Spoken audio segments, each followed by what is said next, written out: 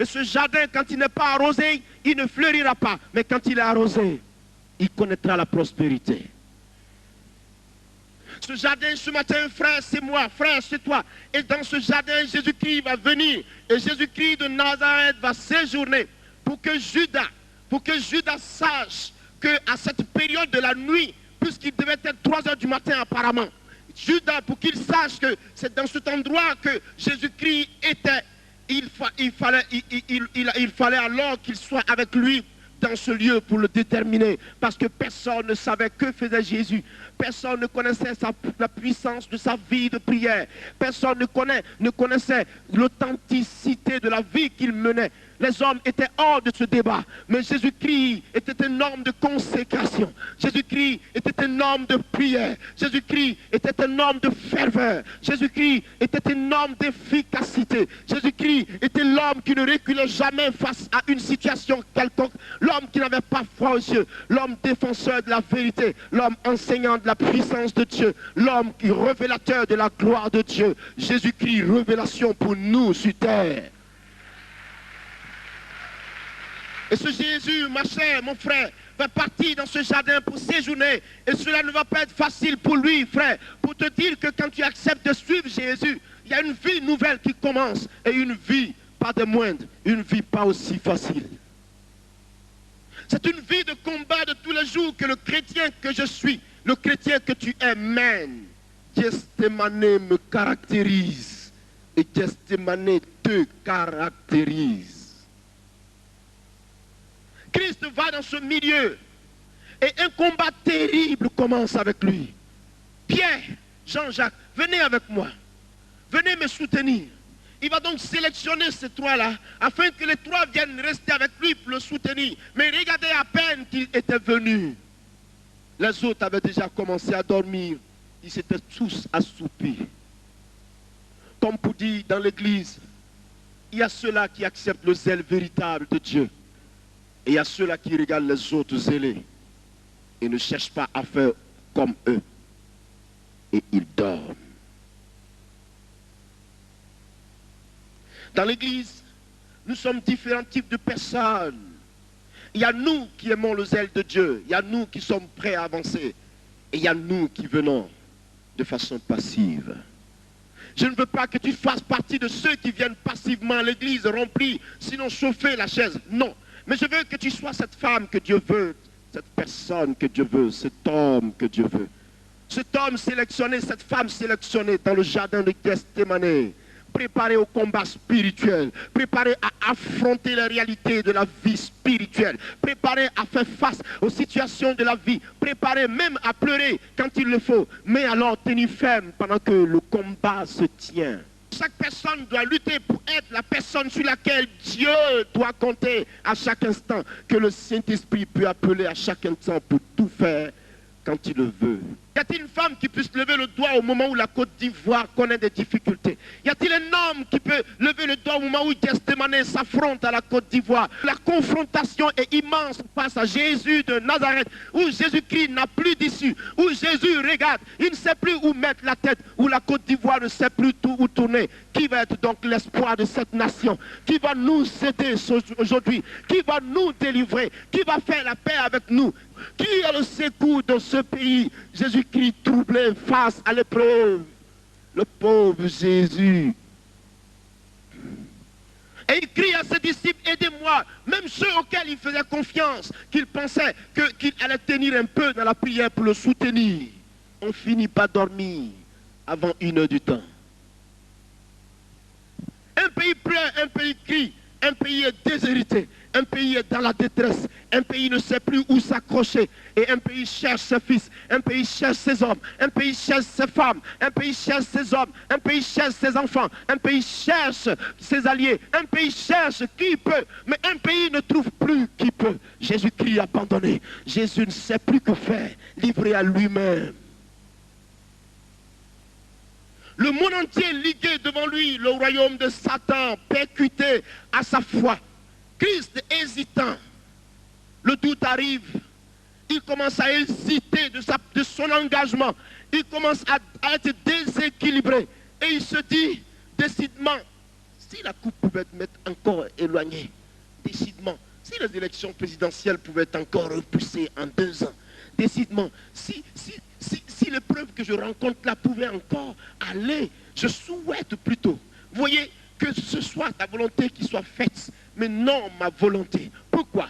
Parce que dans ces temps de difficulté, la volonté de Dieu caractérise la source du salut pour nous. La volonté de Dieu caractérise pour nous la paix. La volonté de Dieu caractérise pour nous le sens de la conduite spirituelle. La volonté de Dieu caractérise pour nous le sens de la bénédiction et de la richesse de Dieu qu'il nous faut. La volonté de Dieu caractérise pour nous la marche triomphale vers Dieu. La volonté de Dieu caractérise pour nous l'authenticité de cette mémoire spirituelle qu'est la personne de Jésus, que je voudrais respecter parce qu'il a mené un combat aussi solide pour nous sauver. La volonté de Dieu pour nous, c'est quoi? C'est qu'il faut faire face à cette épreuve. Et qu'est-ce qu'il faut faire? Accepter ou la relâcher? Puisque tu ne peux plus reculer. Avait-il encore du temps pour reculer? Y avait-il un autre jour que Jésus-Christ pouvait espérer encore avoir? Autant souffrir du coup. Et que je sauve le monde. Gethsémane. Il n'avait plus personne. Ses fils même sur lesquels il comptait l'avaient abandonné. Et Pierre même qui était le plus farouche de tous n'a pu faire le poids. Gethsémane, centre de solitude. Il arrive souvent dans votre vie que tout le monde vous abandonne, que tout le monde vous lâche, que tout le monde se désintéresse à vous. Vous êtes seul face à la réalité. Vous n'avez plus d'argent, vous n'avez rien à manger, vous ne savez plus que faire. Qu'est-ce qu'il faut faire? Mon ministère est ceci, ma parole est ceci, ma vie est devenue ceci, mon travail n'avance pas, mon pays piétine, ma vie piétine, et je n'ai plus l'espoir. Et qu'est-ce qu'il faut faire dans de telles conditions? Écoutez-moi, frère, il dit aidez-moi, il crie, son âme gémit, aidez-moi, il n'y a personne pour l'aider. Aidez-moi, il n'y a personne pour l'aider. Y a-t-il une femme de confiance? Y a-t-il un homme de confiance? Gethsémane caractérise la solitude. Mais regarde cette parole. Si tu pouvais écarter de moi cette coupe, cela me ferait plaisir. Si tu pouvais simplement dire que cette coupe s'éloigne un peu de moi pour que j'ai le temps de m'organiser, ce serait merveilleux. Si seulement tu pouvais révoquer encore ce plan, ce serait merveilleux. Si tu pouvais changer ma destinée, ce serait merveilleux. Si tu pouvais me faire éviter l'épreuve, ce serait merveilleux. Mais alors, ma volonté ne suffira pas pour me délivrer. Mais je désire plutôt, même si cela fait mal, que ce soit ta volonté qui soit faite. C'est-à-dire, malgré la grosse douleur, la grande douleur, la profondeur de son cœur écrasé, la douleur dans son cœur qu'il éprouvait, il vient respecter Dieu pour lui dire, fais ta volonté, s'il te plaît. Un jour, j'ai réfléchi, j'étais en face d'une difficulté, je ne savais plus que faire. Et pour me consoler, j'ai dit à Dieu, je te rends grâce parce que je sais que c'est maintenant que ma souffrance commence. C'est le commencement de ma souffrance. Pourquoi? Parce que tu es si patient. Tu es si sérieux. Tu es si calme. Que même ma plainte ne pourra rien changer dans ton plan. Ça veut dire que si mon salut doit passer par cette souffrance, je sais qu'elle ne fait que commencer. Je disais cela à Dieu un matin. Mais je veux vous dire ce matin que Gethsémane est notre centre d'activité. Mais regardez ce que Gethsémane nous entraîne. Gethsémane donc est ici caractérisé par ce modèle de vie, modèle de combat spirituel mené par Jésus lui-même. Le chrétien que tu es doit être conscient du combat spirituel. Le chrétien que tu es doit être conscient de la validité de ce combat, de la taille de ce combat, de la vie de ce combat, de la réalité qu'impose ce combat. Comme pour vous dire, la vie chrétienne ne se vit pas sur les lèvres. Elle ne s'achète pas. C'est une vie. Il faut la développer. Celui qui croit qu'il sera chrétien et tous les jours il va être acclamé, je veux tousser à sa place. Celui qui croit qu'il sera chrétien et tous les jours on va l'apprécier, je veux tousser à sa place. Celui qui croit qu'il sera chrétien et tous les jours on va l'estimer, on va l'élever, je veux tousser à ta place. Car la chrétienté constitue à rechercher les vertus de l'Esprit de Dieu malgré le prix que cela détient. Et plus Dieu t'élèvera, ma fille, mon fils, plus Dieu t'élèvera, plus la taille de l'épreuve se présentera. Plus tu devras traverser cette épreuve, car après cette épreuve, il y a un sujet de gloire. Qui de nous peut enlever à Jésus-Christ cette taille? Qui de nous sur la terre peut contester la puissance de sa présence? Qui de nous dira que Jésus n'est pas Seigneur? Qui de nous viendra dire que Jésus-Christ n'est pas Dieu? Qui de nous le dira? Ni aujourd'hui, ni demain. Tu ne diras pas ces choses sans que l'Esprit de Dieu ne se révèle à toi pour te démontrer qu'il n'y a que lui seul qui s'appelle Dieu. Il est Dieu aujourd'hui, il est Dieu demain, il est Dieu définitivement. Mais écoutez, afin qu'il parvienne à ce niveau, afin que Christ soit assis à la droite du Père, appelé Dieu, vous savez de quoi il a souffert? C'est Gethsémani, le centre du combat. Il a souffert, frère. Il a souffert ici dans ce jardin. Et vous voyez, il a souffert là. Pierre, priez avec moi.